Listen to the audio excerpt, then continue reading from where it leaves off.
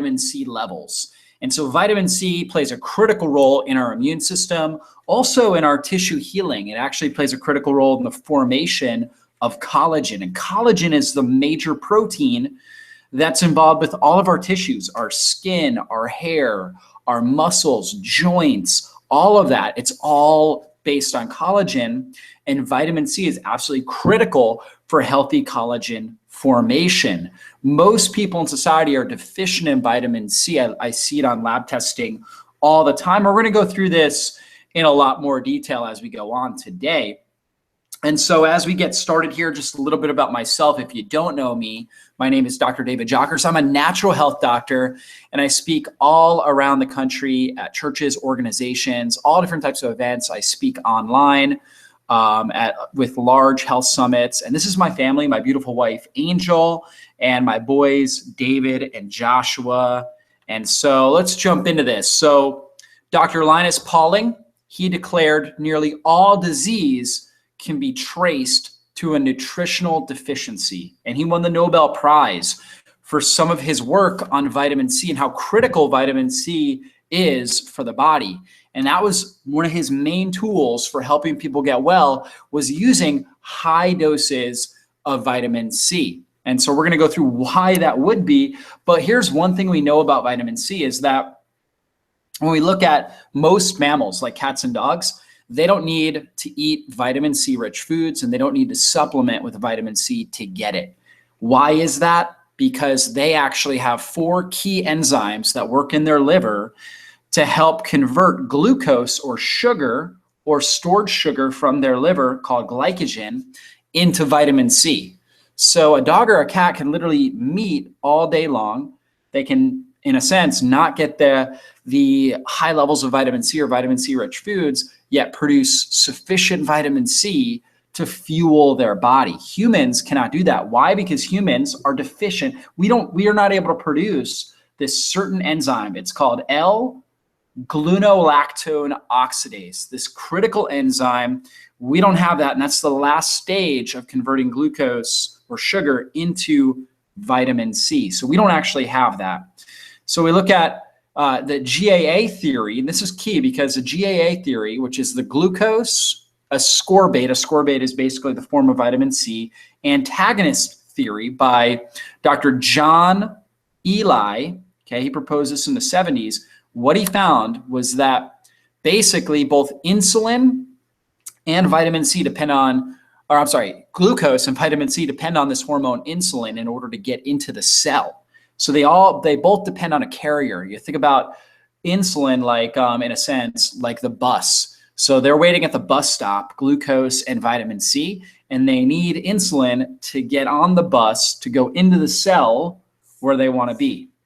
And so when we look at that, the key thing here with the GAA theory is that basically when we're doing this, and let me jump ahead here real quick.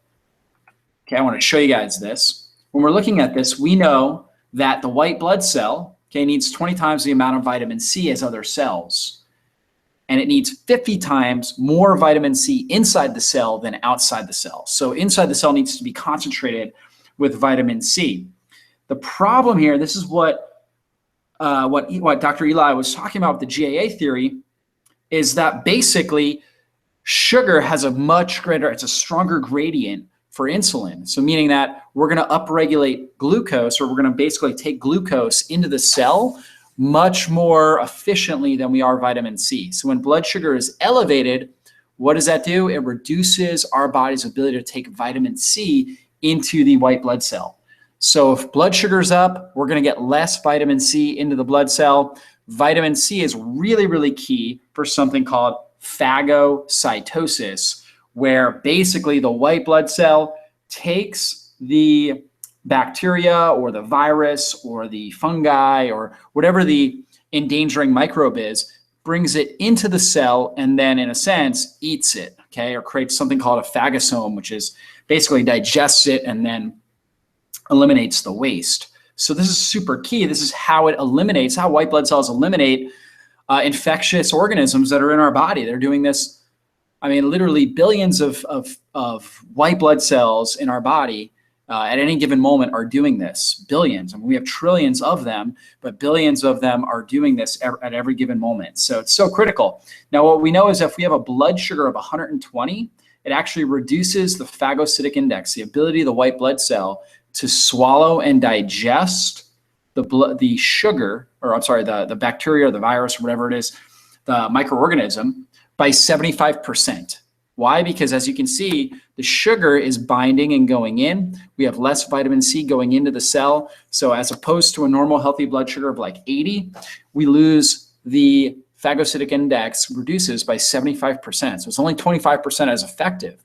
What does that mean? That means we're extremely susceptible to infectious bacteria and viruses replicating. When they replicate, now that sets us up at risk for things like developing a cold, a fever, a flu, or some sort of a bacterial infection that's going to cause a lot of problems in our body.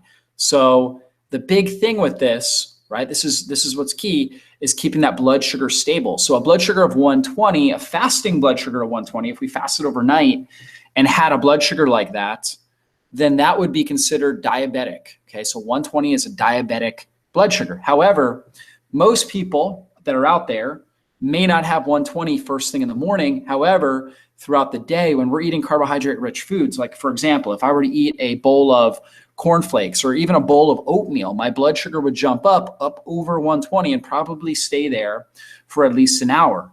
So what does that mean?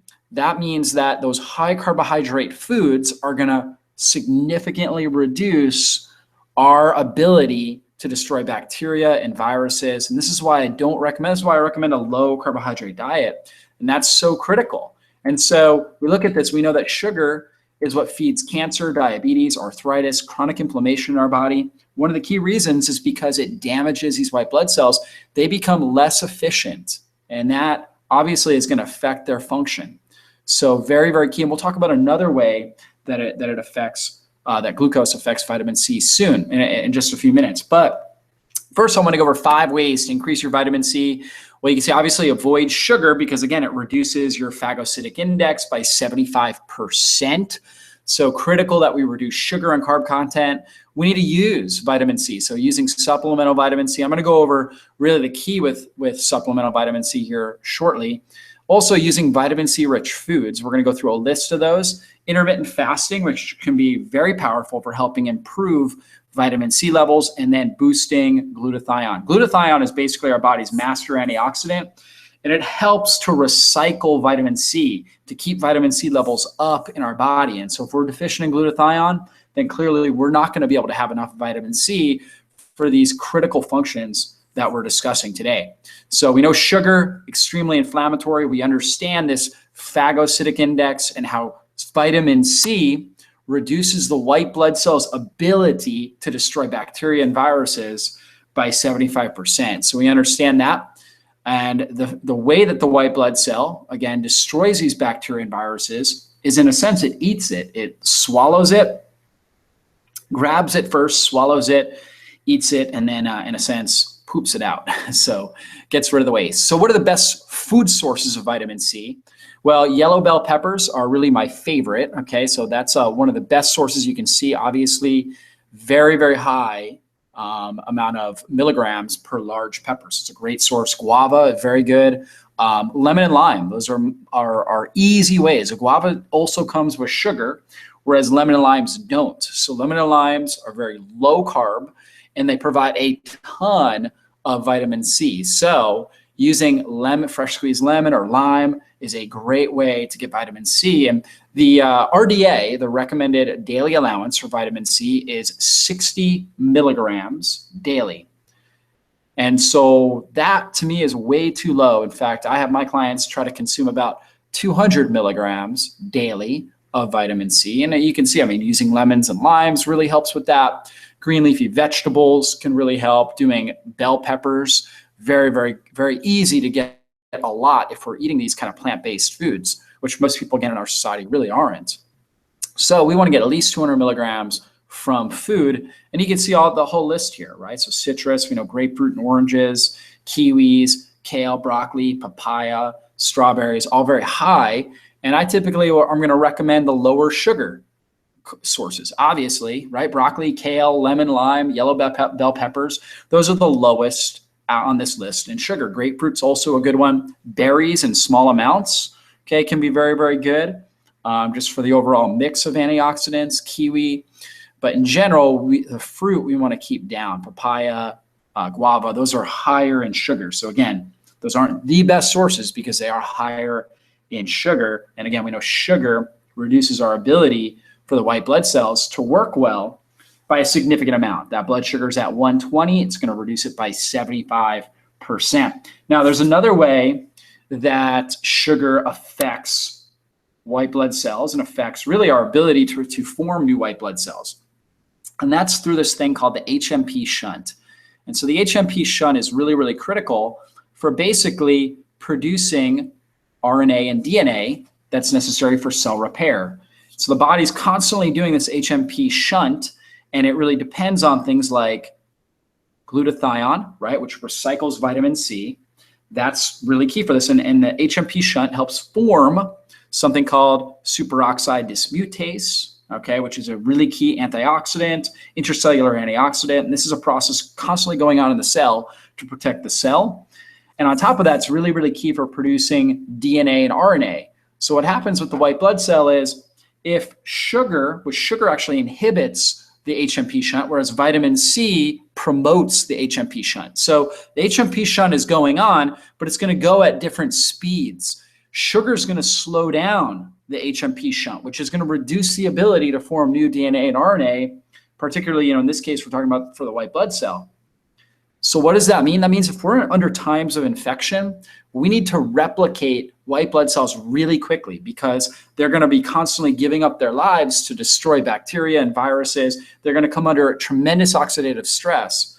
So we need that shunt working really, really well. Sugar, again, slows it down, whereas vitamin C strengthens it. And that's why vitamin C is one of the best go-tos that we can go for when we're looking at, obviously when we have an illness, we're struggling with a cold, a fever, or a flu, get that immune system up. So absolutely critical for this. So 5 types of fasting. Intermittent fasting is a great strategy to help with vitamin C levels. And so we know that a simple fast, for example, just a 12-hour from evening to the morning is a great strategy to start with, 12 hours, and then in the morning, drink water with lemon. That can be a really, really good strategy to boost up your vitamin C. Why is fasting so good? Because it reduces your fasting blood sugar. When we fast, we're going to reduce insulin and blood sugar, and that's going to allow vitamin C to be, in a sense, utilized more effectively in our body. Now, we need a good diet, of course. We talked about that. We need at least 200 milligrams daily from our diet, but also fasting can be really helpful.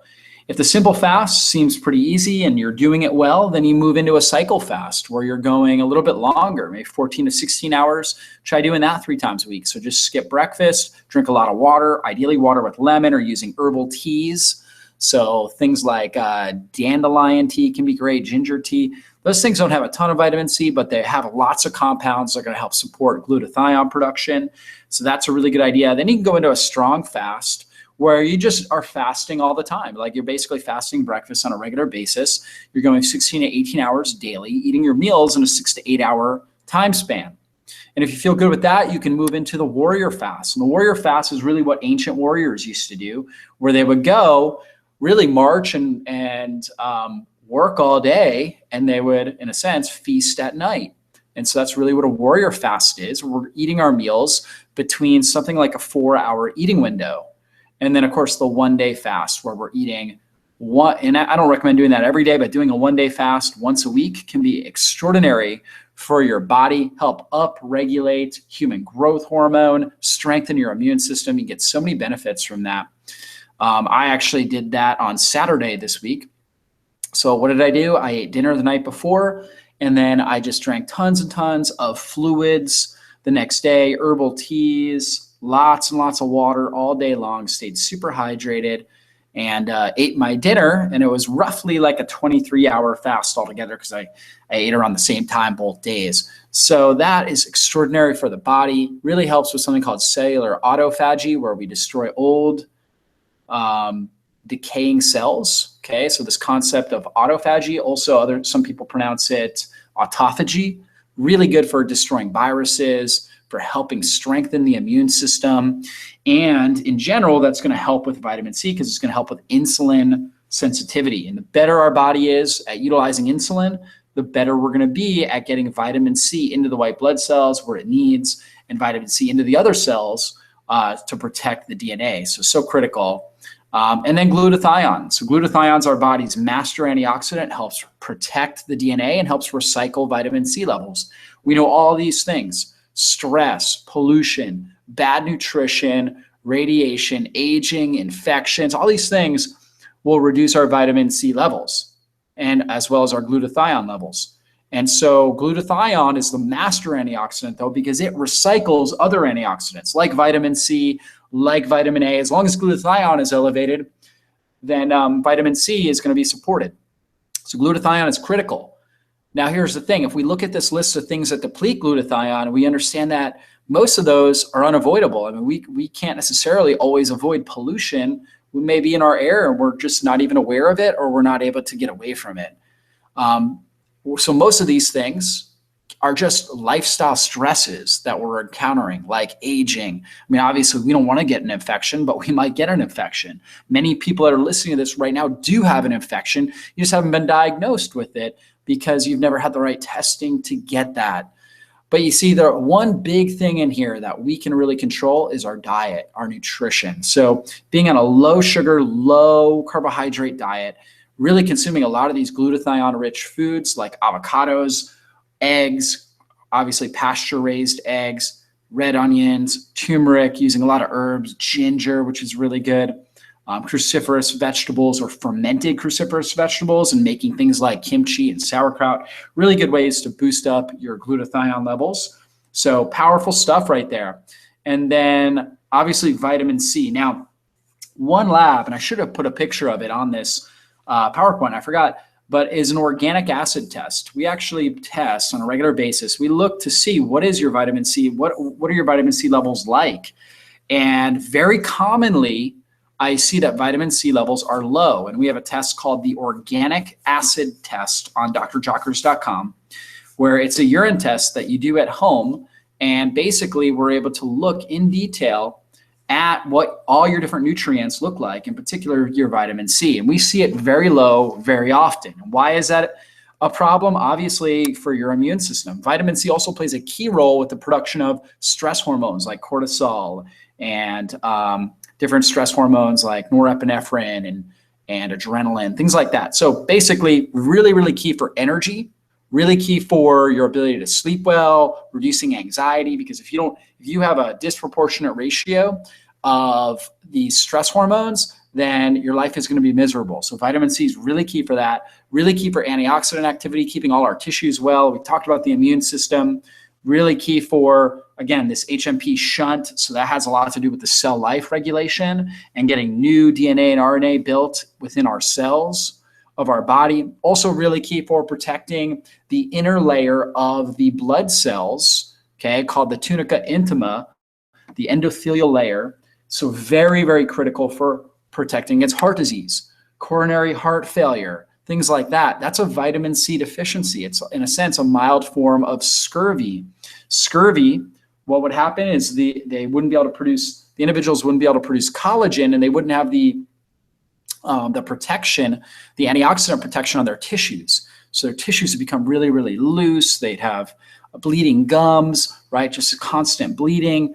And so what is that? Again, that's the inability to protect the cell structure as well as form collagen. So vitamin C is so critical for that. And whenever I see somebody's low in vitamin C or somebody has adrenal fatigue, these types of things, I put them on my supplement Super C. And the reason why I like Super C is it's a 1-to-1 ratio of vitamin C and citrus bioflavonoids. Bioflavonoids are a very new classification of nutrients that have extraordinary power. In fact, these sorts of bioflavonoids that are in this supplement help to synergize with vitamin C to give it even a stronger immune benefit. Okay, also a stronger benefit for our circulatory system. Actually helps with what we call capillary permeability, opening up the capillaries, allowing more oxygen to diffuse into the cells, protecting against oxidative stress, helping the cells to produce more energy.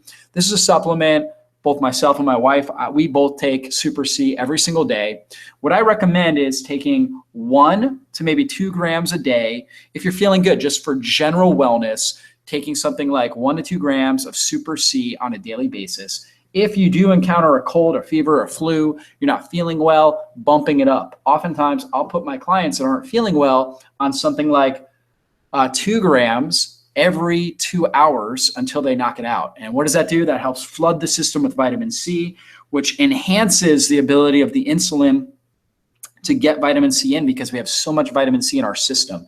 If you have a big higher carbohydrate meal, hit the vitamin C because your blood sugar is elevated. So now we want to make sure the blood vitamin C levels are elevated so we have good competition. The vitamin C is able to get into the cell where it needs to produce things like DNA and RNA for new white blood cells, right? So we need that. So anyways, that's what I recommend with the supplementation. 1 to 2 grams daily is great for just general wellness. So if you're out there, you just want to be well, that's really what you want. You're not dealing with a chronic illness. Okay. If you are dealing with a chronic illness, okay, so like we're talking about autoimmune, things like that, definitely would recommend getting your vitamin C levels tested. That's our organic acid test.